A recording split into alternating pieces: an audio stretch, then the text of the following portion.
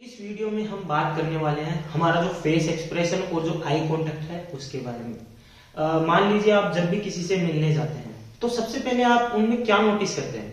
उनका eye contact और face expression. और फिर जैसे जैसे आप बात करना स्टार्ट कर देते हैं तो फिर आपके उनके फेस एक्सप्रेशन और आई कांटेक्ट से पता लग जाता है उनका कि हाँ, ये आपकी जो बात है उसमें इंटरेस्ट ले रहे हैं या नहीं। आपने किसी को भी देखा होगा वेबिनार में तो उनके फेस एक्सप्रेशन और आई कांटेक्ट का एक अच्छा प्रभाव पड़ता है उनकी स्पीच और प्रेजेंटेशन देते समय। तो इनका भी बहुत इंपॉर्टेंट रोल होता है अपनी स्पीच और प्रेजेंटेशन में। ये छोटी छोटी चीजें है ना, बहुत बड़ा इंपैक्ट डालते हैं। तो चलिए हम बात करते हैं अभी हमारी जो आई कांटेक्ट है पहला, उसके बारे में। आई कांटेक्ट इतना ज्यादा क्यों जरूरी है?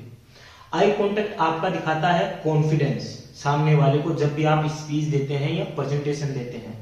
यदि आप किसी से आंखें चुराते हैं तो वो पता लग जाता है कि हाँ यार, ये झूठ बोल रहा है। आप आंखें नहीं मिला सकते उनसे, तो फिर या तो आप दिखोगे अंडर कॉन्फिडेंस या आप दिखोगे कि आप कुछ झूठ बोल रहा है। वो आपके आई के जो कॉन्टेक्ट है, कनेक्शन बनता है ना, उनसे पता लग जाता है ये चीजें। तो आई कॉन्टेक्ट का भी इतना ज्यादा रोल होता है।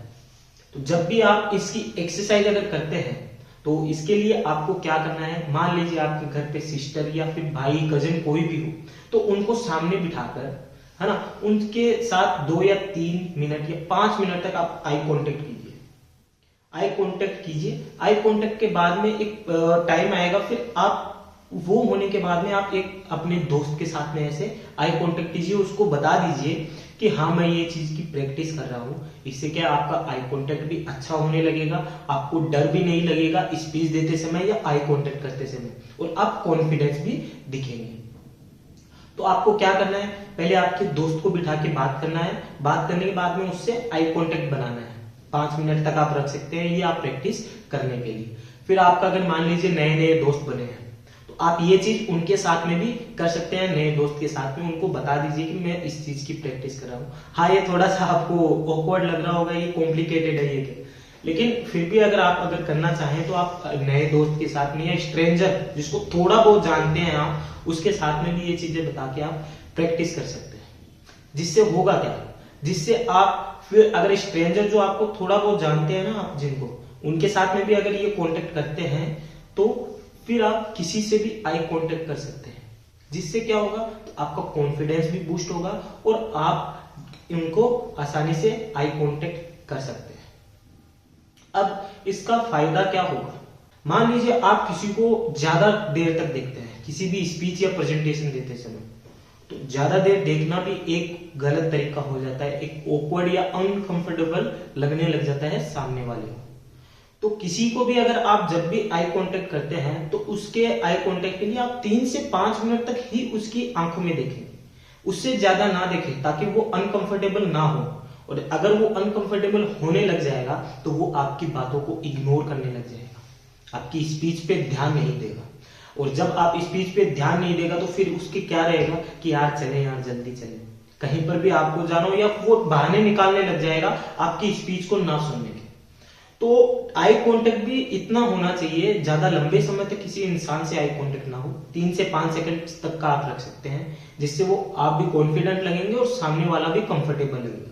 जैसे ही आप ज्यादा देर तक देखने लग जाते हैं तो वो अनकंफर्टेबल हो जाएगा और वो आपकी स्पीच पे ध्यान नहीं देगा। और आप स्पीच और प्रेजेंटेशन दे रहे हैं तो आप यही चाहेंगे कि आपकी स्पीच और प्रेजेंटेशन पावरफुल हो। तो इन चीजों का आई कांटेक्ट में ध्यान रखें। अब बात आती है आपकी जो फेशियल एक्सप्रेशन है उसकी। फेस के एक्सप्रेशन की प्रैक्टिस क्यों जरूरी है? क्योंकि ज्यादातर जो लोग है ना, 2 फेस एक्सप्रेशन देते हैं, या तो सैड या फिर हैप्पी। अगर हम इसकी प्रैक्टिस नहीं करते हैं तो हमारे जो फेस पे है ना, केवल नॉर्मल 2 ही रहती है, या तो खुश या फिर दुखी, इनका ही एक्सप्रेशन रहता है मोस्टली। अगर आप इस फेस एक्सप्रेशन की प्रैक्टिस करते हैं तो आपकी सिचुएशन में कैसा फेस आपको करना चाहिए, फेशियल एक्सप्रेशन आपको देना चाहिए, जिससे कि आपकी जो स्पीच और जो प्रेजेंटेशन आपकी उसको इम्पैक्टफुल हो सके, उसकी वो एनर्जेटिक लगे आपकी। तो उसके लिए आपको क्या करना है, आपको मिरर के सामने बैठ जाना है। मिरर के सामने आपको बैठ के आपकी जो भी एक्सप्रेशन है, जैसे हैप्पी, सैड, एक्साइटेड, और भी बहुत है, जैसे डिस्कस्ड, है ना, एंग्री, ऐसे एक्सप्रेशन आप अपने फेस मिरर के सामने आप अपने एक्सप्रेशन दें। अब उससे क्या होगा कि आपके एक्सप्रेशन पता लग जाएंगे मतलब जैसे एंग्री में अब क्या होता है, फेस के एक्सप्रेशन देने के साथ में आपके जो और भी एरिया होते हैं फेस में वो कैसा मूवमेंट कर रहे हैं आपको उसका भी आइडिया होने लगेगा। अब जैसे जैसे इसकी आप प्रैक्टिस करेंगे तो फिर आपको पता लग जाएगा कि हाँ मेरी स्पीच में इस समय में आपको ये एक्सप्रेशन देना है, जिससे क्या आपकी स्पीच भी बहुत बढ़िया दिखेगी और पावरफुल दिखेगी और सामने वाले को आपके एक्सप्रेशन से भी समझ में आएगा। कुछ वर्ड होते हैं जो हम भूल जाते हैं तो वो आप एक्सप्रेशन से भी सामने वाले को बयां कर सकते हैं, सामने वाला समझ सकता है। तो एक्सप्रेशन का भी इतना बड़ा रोल होता है हमारी स्पीच के अंदर। ये छोटी छोटी चीजें हैं लेकिन इनको ध्यान दीजिए आप, और आप अगर इन चीजों पे ध्यान देंगे तो आप एक बढ़िया स्पीकर बन सकते हैं, पावरफुल स्पीकर बन सकते हैं। तो थैंक यू, इन चीजों का ध्यान दीजिए, कीप इट अप।